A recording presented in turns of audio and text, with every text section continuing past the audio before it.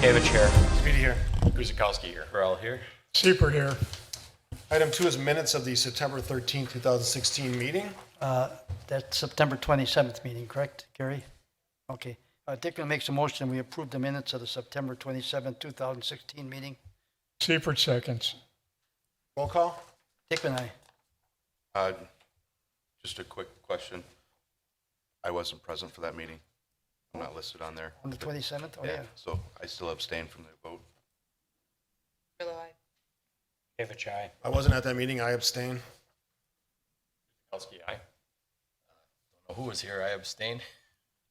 I'm glad we had a quorum. Yeah, we made it. We did. Just made it. All right. Thank you for that. And let the notes reflect that was the September 27th meeting, not the one that's indicated on the agenda. So item 3, significant common council actions. Common Council approved at their last meeting resolution number 11730-081616, vacating the 70-foot right-of-way affecting the properties at 2100, 2200, and 2280 East Drexel Avenue and 7721 South Pennsylvania Avenue in the 1st District. Also approved ordinance number 2825, amending the official map for a portion of the southeast quarter of the southwest quarter of Section 10, affecting the properties at 7721 South Pennsylvania Avenue and 2100, 2200, and 2280 East Drexel Avenue. They approved a resolution number 11746100416, approving a certified survey map for the properties at 2100, 2200, and 2280 East Drexel Avenue and 7721 South Pennsylvania Avenue, 1st District. Also, the council had a presentation on the plans for the utilization of a hotel room tax revenue. Also approved ordinance number 2826 relating to the composition of the Tourism Commission. And lastly, approved resolution number 11749100116, approving a certified survey map for the properties at 9202 South 8th Avenue and 9203, 9209, and 9213 South 7th Avenue in the 4th District. Thank you, Pete. Moves us to item 4, which is a sign appeal hearing on a proposed sign appeal for the property at 600 West Drexel Avenue submitted by Maddie Keller. Hilton displays for Starbucks and Jamie Demon Innovative Signs, Inc. that would allow a second ground sign located next to the existing menu board. Text key number 782-9052. Pete. Thank you. I'll read the public hearing notice into the record. City of Oak Creek notice of public hearing before the Plan Commission. A public hearing for a sign appeal will be held Tuesday, October 11, 2016 at 6 p.m. at the Oak Creek City Hall Common Council Chambers at 8040 South 6th Street, Oak Creek, Wisconsin, 53154. The appellant is Maddie Keller. Text key number 782-9000. Property location 600 West Drexel Avenue. To request a variance from section 17.0706J1, which states any development shall be permitted only one ground sign per street frontage. If granted, the variance would allow Starbucks to install a second ground sign located next to the existing menu board on the property located at 600 West Drexel Avenue. Zoning of the property is B2 CUP, Community Business District, Conditional Use Permit. All interested persons wishing to be heard are invited to be present, dated this 22nd day of September 2016. Plan Commission, City of Oak Creek, Wisconsin, signed Mayor Steve Scafidi, Chairman. This is a public hearing, and anyone who wishes to make a comment regarding the subject of the hearings, please step forward to the podium, state your name and address, and proceed to address the commission with your comments. Mr. Mayor. Thanks, Pete. First call. Second call for public comments.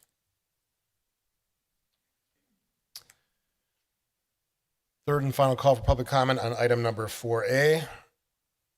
Seeing no one coming forward, I'll close the public hearing, move to 5A, which is under new business, which is a sign appeal request for the property at 600 West Drexel Avenue submitted by Maddie Keller. Hilton displays for Starbucks and Jamie Demon Innovative Signs, Inc. that would allow a second ground sign located next to the existing menu board. Tax key number 782-9052.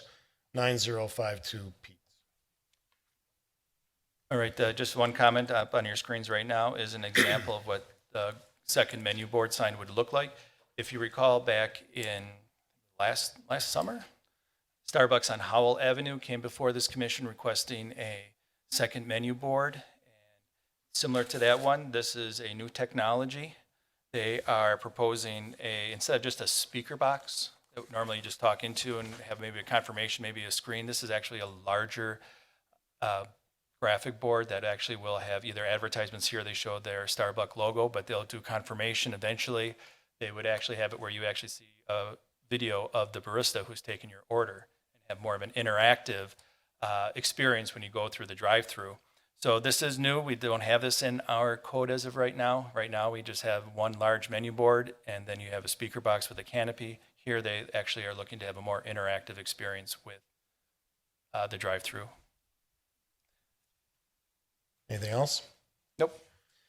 All right, just my 2 cents. I like it. I think the one at the Howell Avenue location works well. I know this is an expanded and more technology-friendly version, but I think there's some nice features that we can benefit from, and never, in my mind, it never hurts to be innovative in how we deal with anything in the city, and I think this is an example of one of those things.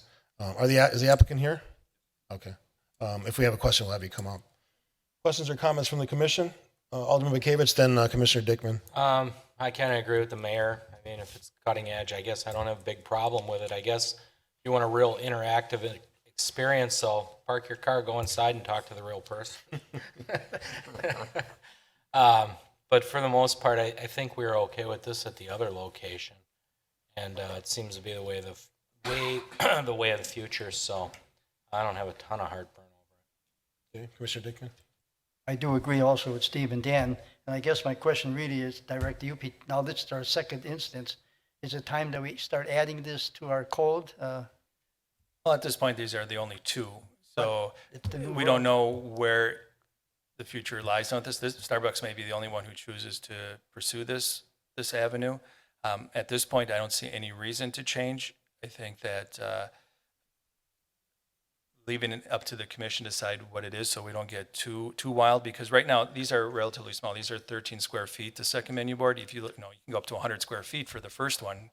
I don't know how many monitors you have at your house, but I have 2. And, you can eventually see 3 panels of computers. It'd be like, you could have like a 3D expansion, of what that sign is. So I think right now, let's leave it at this, have it as a sign appeal so we don't end up having 2 100 square foot menu boards. Okay, but even if it were part of our code, it would still have to come before us, though, correct? No, not if we make it part of, Oh. right now, as part of a conditional use permit, you are Okay. allowed to have a menu board sign Okay. in addition to your monument sign. Right now, we don't allow a second menu board. If we included a second menu board as a permitted use, we'd have to decide what's the right size. Right now, Starbucks is coming in with a 13 square foot one. Do we know that's the right one? It works well for Starbucks, but I don't think it's prevalent enough to realize what's the right size. Is it 13 square feet? Is it 25 square feet? Yeah. Can it be 8, 10 feet tall? We haven't really fleshed it out yet because we haven't really seen a lot of it throughout our community and around the area. So I think at this point, it's better to keep it Too under early a right now, variance. yeah. Take a look. What are they proposing? Is it styled, appropriately? Is it sized appropriately? Does it really fit that location? Are they trying to put 10 pounds in a 5-pound sack? I think by leaving it, the code as is, it gives more discretion for the plan commission to determine whether or not it's an appropriate sign for the site. Other questions or comments? Seeing none, motion on 5A. Gavich will make a motion to grant a sign appeal for the property at 600 West Drexel Avenue submitted by Maddie Keller, Hilton Displays for Starbucks, and Jamie Deenan, Innovative Sign Inc., that would allow for a second 13 square foot ground sign located next to the existing menu board, tax key number 782905200.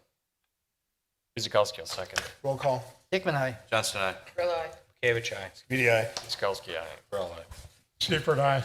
Item 5B is a sign plan review submitted by Blacky Sign Company LLC for the Emerald Row Apartments at 7971 South 6th Street, tax key number 813-9062. Pete. Thank you. Up on the screen is the proposed sign for Emerald Row. As part of any Drexel Town Square project, all signs have to be approved by the Plan Commission. So this is what they're approving this evening. Actually, I'll scroll down to the location map. If you're familiar with the location along 6th Street, they have an entryway. It's actually going to be located in the front entrance where it's highlighted in yellow, where my hand on the screen shows. It's going to be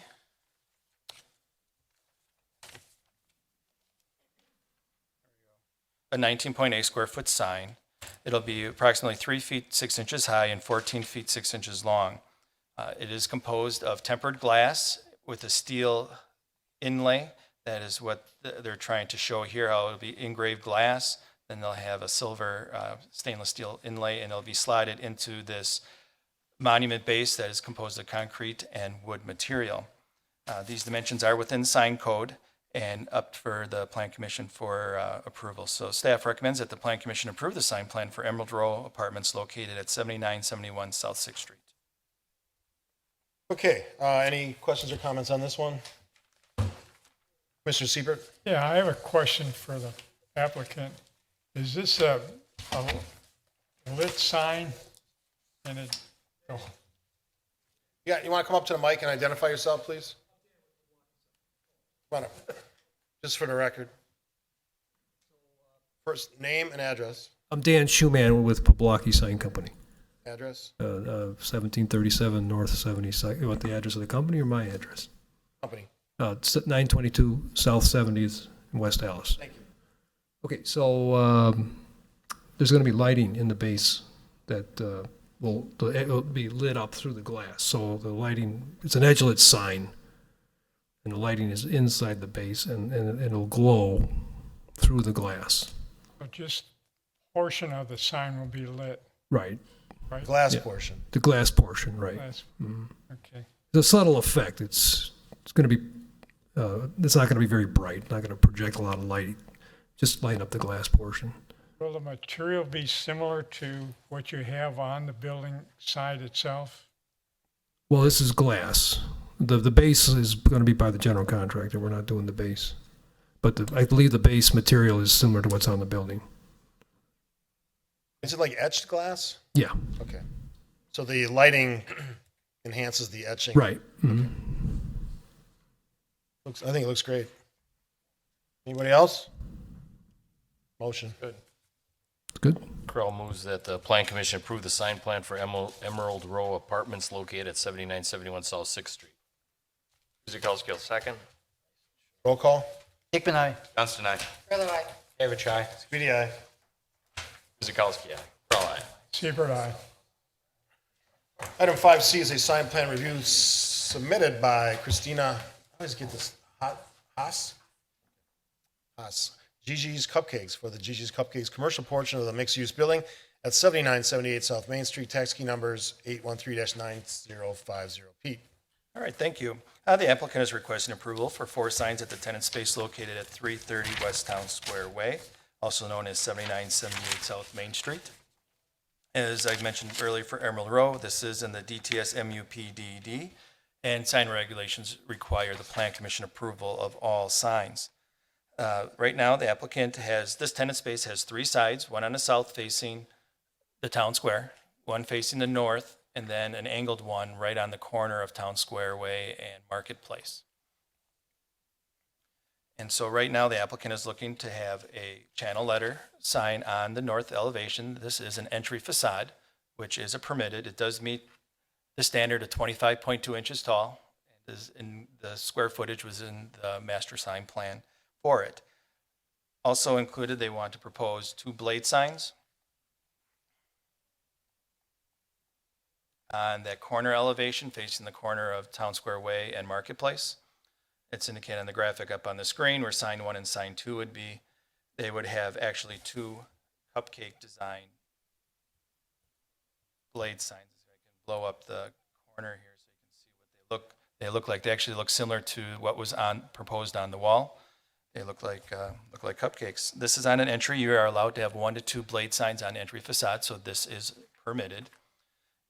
And then the 4th sign would be, here's a better picture of the graphic of the cupcake, is on the south side facing the town square.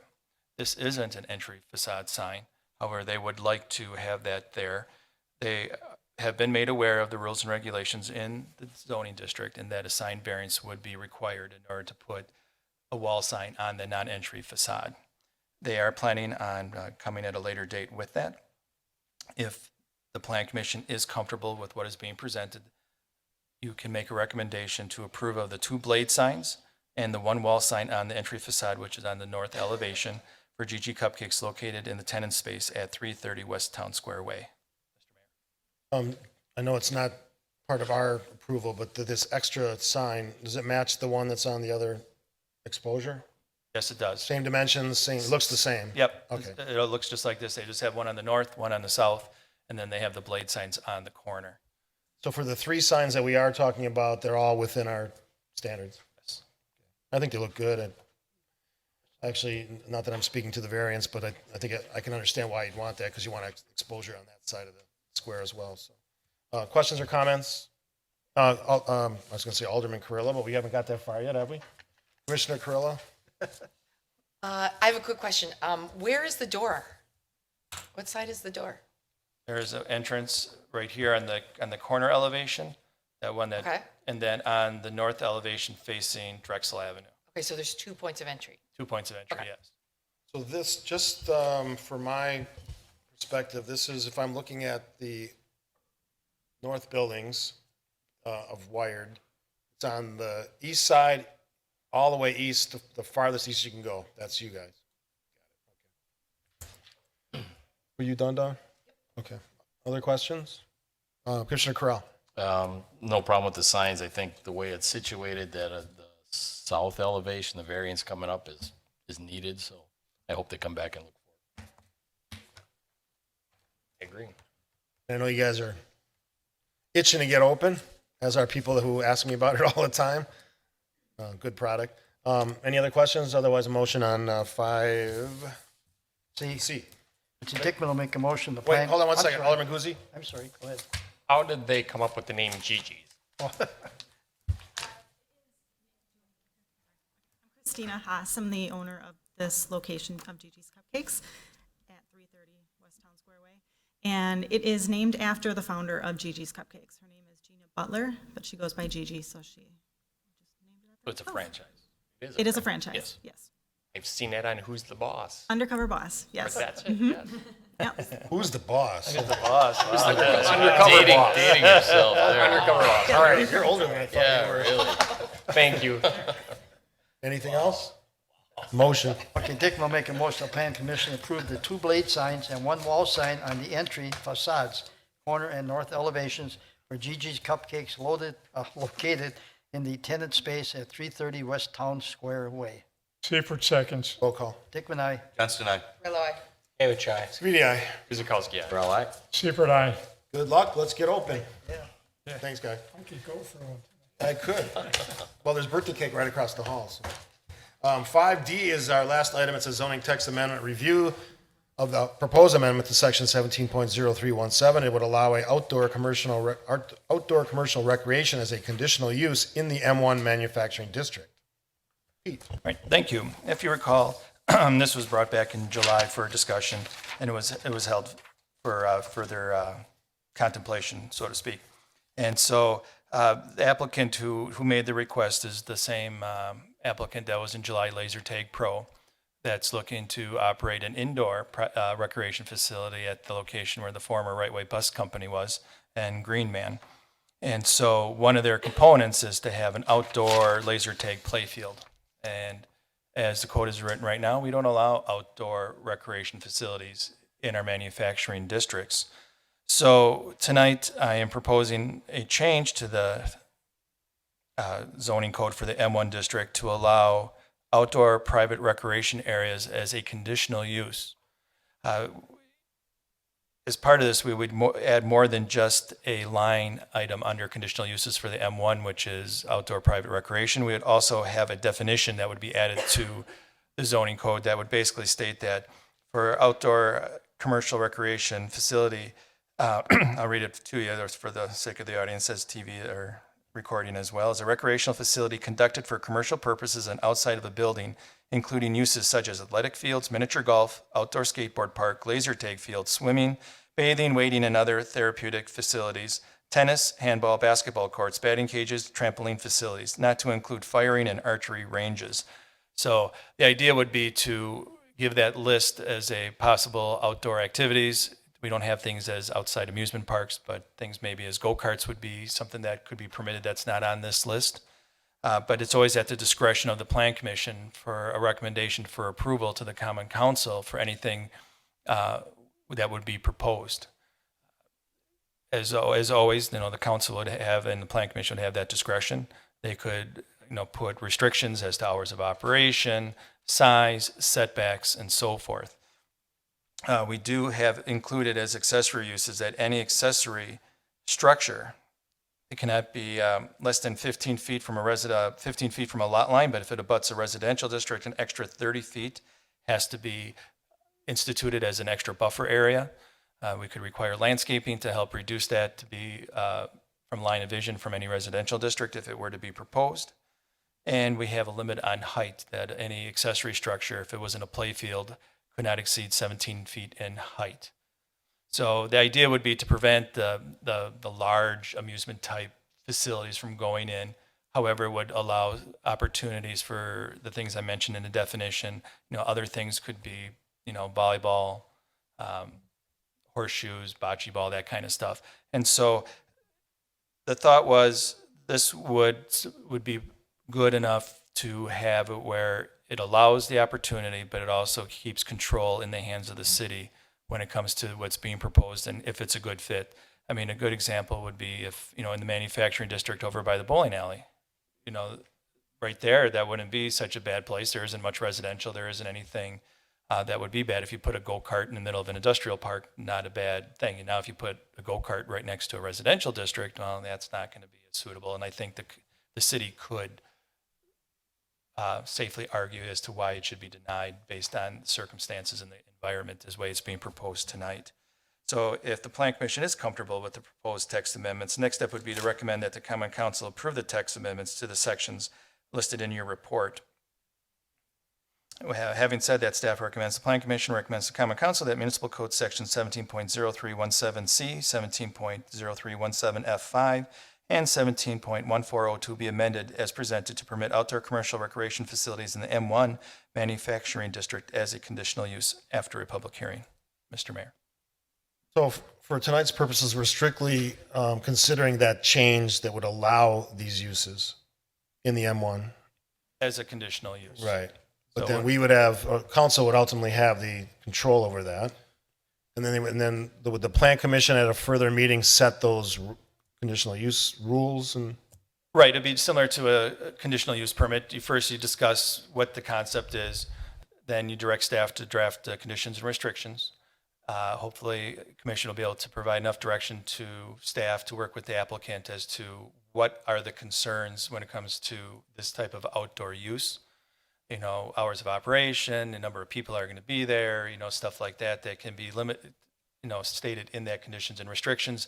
We have in the past that says, violations of this conditional use permit, 3 times in a calendar year will result in, the revoking of the conditional use permit. So that way we have a little bit of teeth and a little bit of a stick, so to speak. So if it is going to be something that might be perceived as a nuisance, the applicant knows that they're going to get 3 strikes and they're out.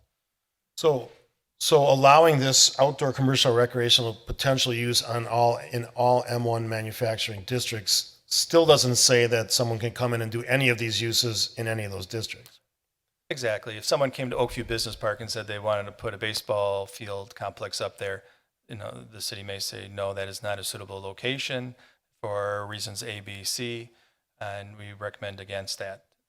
And definitely we'd work with an applicant that hopefully they would only come before the Plan Commission after they vetted it through staff to see if that is even really a use that staff would be supportive coming to Plan Commission.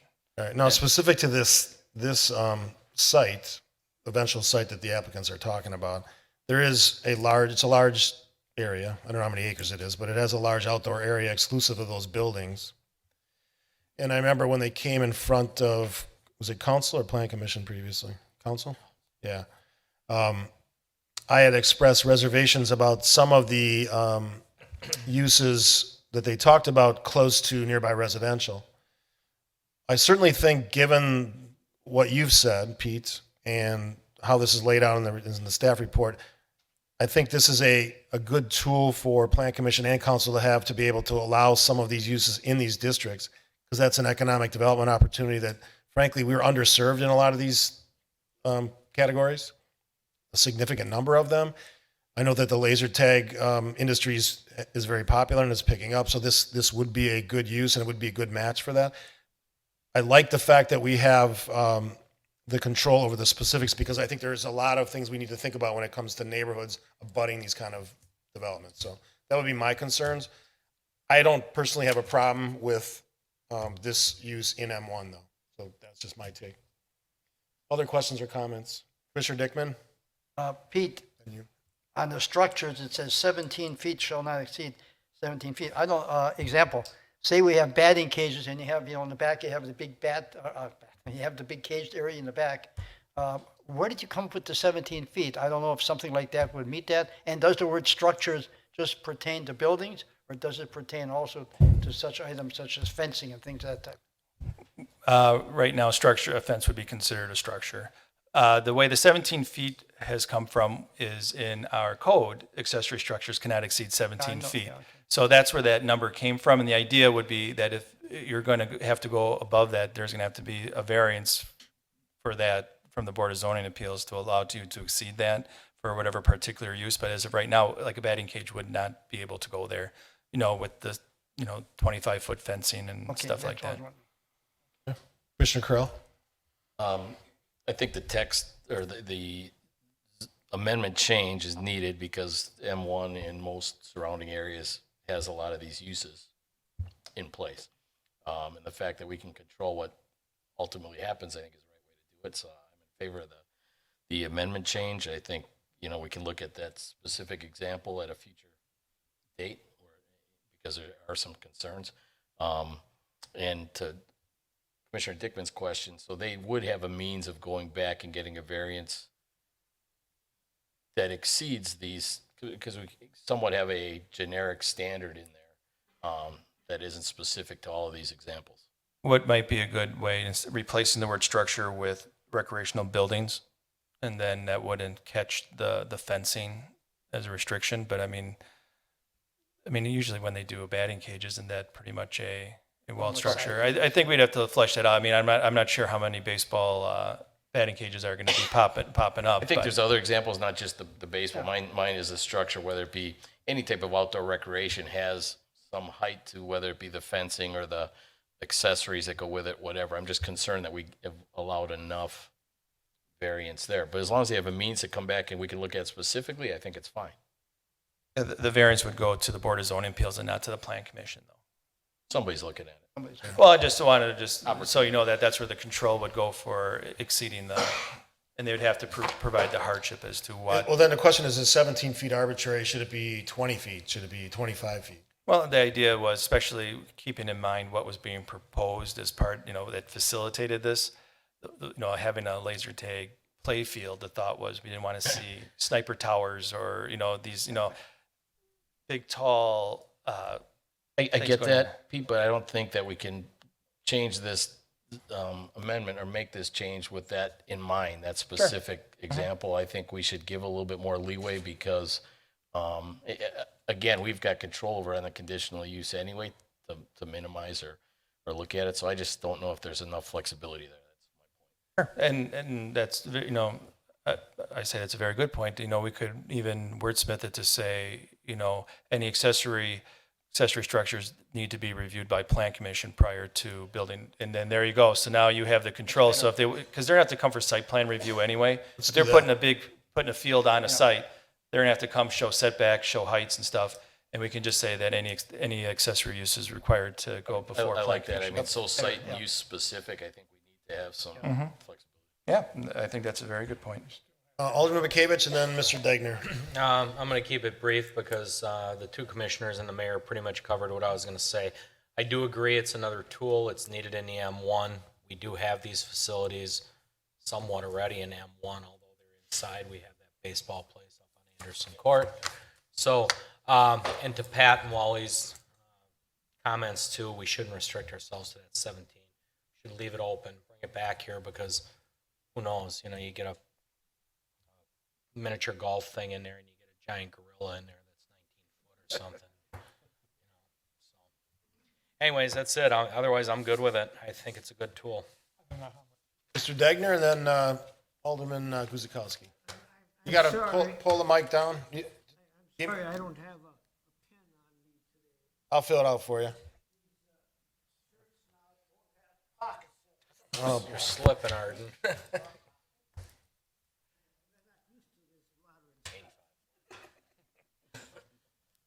Arden Degner, 8540 South Pennsylvania Avenue. I have a question in putting all this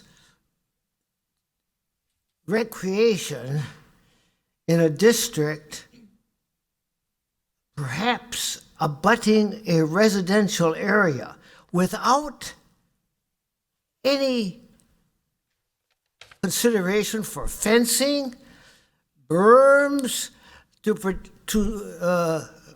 protect or to allow this kind of construction or this kind of in a manufacturing district. Now, I recognize the fact that manufacturing districts have to be a couple hundred feet away from a residential district, but I'm not sure about that. For instance, on Pennsylvania Avenue, the former city planner planned from Toots Road to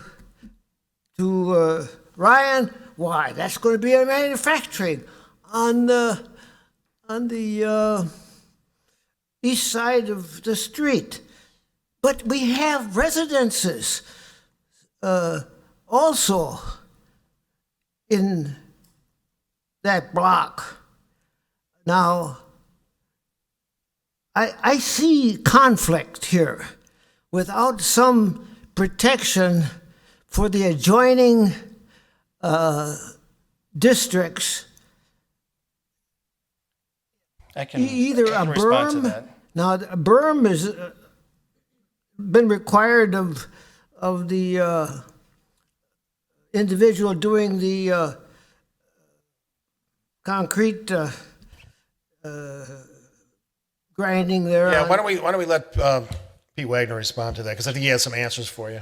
Yeah, sure. In fact, we actually do have an ordinance already in place called the buffer yard, that if there's any commercial or manufacturing that abut a residential district, has to have a 20-foot buffer yard, in addition to the 30 that we have. So right now, it's going to be 50 feet for residential. That buffer yard, that 20 feet, talks about how it has to be sufficiently screened with plant materials, berms, or other type of screening materials. Does it mention how much a berm or that can be changed, of course, Sure. but is there a protection for some residences in Yes. that?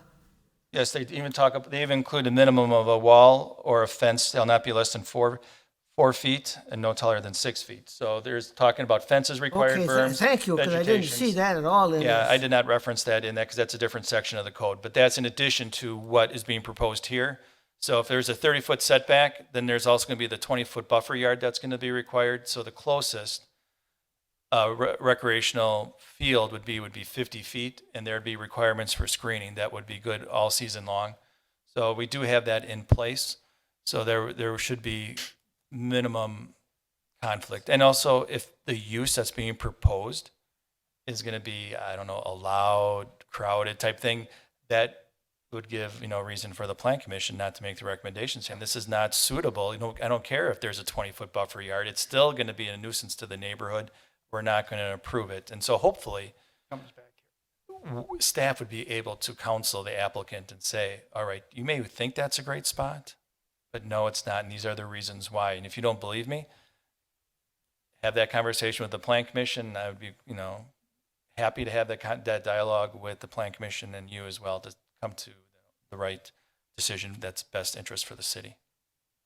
Alderman Guzekowski, then Commissioner Dickman. I think that this is a good compromise of the proposed changes. No matter what entity, comes forward, I just think that this is well thought out. I do also think that there is an opportunity that, as the mayor mentioned, that, missing opportunity that we're economic growth here, that there potential that we could be getting. So regardless of who it is or what it might be. But thanks for doing this, you guys. Commissioner Dickman? I was kind of jumping the gun a little. I was going to ask you, Pete, if we decided we would make some small changes to what you had recommended here based on the height. Could you kind of go through what you think? And it the should last be? paragraph, outdoor commercial recreation structures require plan commission approval prior to building permits. Other So, questions or prior to site plan review.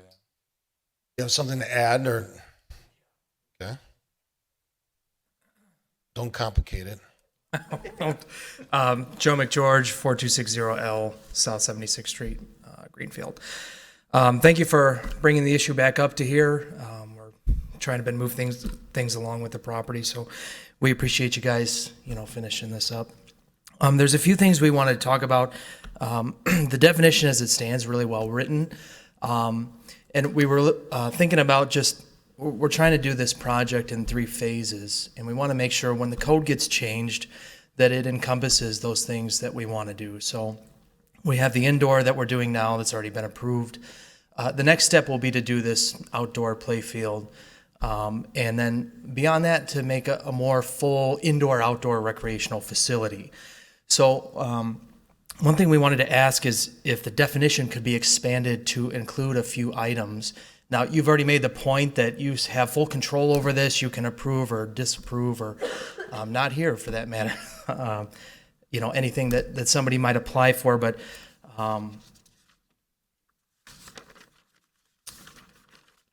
things like, inflatables, rock climbing structures, zip line and rope courses, playgrounds, adventure and obstacle courses, pedal cars, go-karts,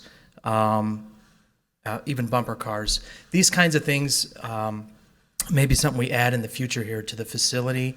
We have like a general plan for the phase 3, and it kind of depends on how the property shapes up. But when we come forward to apply for those things, we'd like to, I don't think it would be anything beyond that. We're not asking to put a, Six Flags roller coaster in or something like that.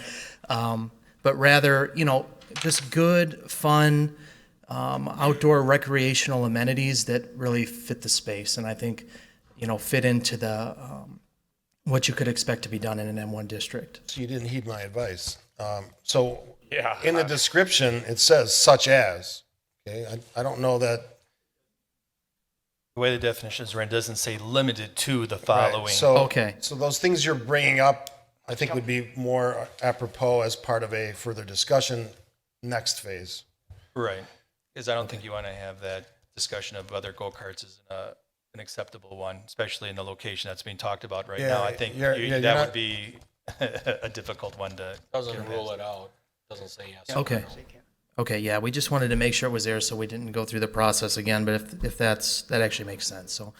And then, yeah, the second point, and you guys have already covered it with, with the height restrictions and those sorts, some inflatables can be 30 feet. Well, we're going to make it flexible enough to give us some leeway. And then I just have this is really informational, but some statistics you might be interested in. Regarding outdoor entertainment. There was a recent study that just came out, and it basically was it's an outdoor organization that just looked at how outdoor recreation is doing nationally. And these kinds of things really don't get looked at on a grand scale, but this is actually data from 2012. That's how long they've been working on it. But there's 6.1 million jobs across the nation in outdoor recreation. This is everything from biking, skiing, that kind of thing. $646 billion industry. It's about $40 billion of state and local taxes that are spent just in this industry. Wisconsin alone has 142,000 jobs in outdoor recreation, about $12 billion of spending, and $844 million tax dollars that come into it. So I think it's a really good move, for the city, especially with, how business friendly the city's been, and we're just glad to be a part of it here. Thanks for the kind words. Pete? To make it maybe clarify a little bit under the definition, when we say including uses such as, can add the language, but not limited to, then go through that list. I believe that's common language used when you try to put a list out that not necessarily can encompass every single outdoor use that's out there. And our control is really next phase, we can decide if it's appropriate for that specific site. Okay, any other questions? Motion. David will make a motion to amend, to propose an amendment to section 17.0317 to allow outdoor commercial recreation as a conditional use in the M1 district. Guzekowski will second. Adequate, Pete? You can say, as amended, As amended per city plan. per plan commission. What was that, Pete? Like, it'd be as amended as discussed. As discussed. What's your second idea? I didn't hear a second. Chris. I second. Alderman Guzekowski, second, roll call. Okay, Dickman, aye. Johnson, aye. Grillo, aye. David Chai. Speedy, aye. Guzekowski, aye. Seifert, aye. Good luck, gentlemen. Motion to adjourn. Grillo moves to adjourn at 6:31. Seifert seconds. Roll call. Dickman, aye. Johnson, aye. Grillo, aye. David Chai. 41. Speedy, yes. 641. Guzekowski, aye. 31. 31, 31. Seifert, aye. Grill, aye. according to my, 41. all this computer's wrong. I'm seeing it in the corner. Thanks for watching. We'll see you next week.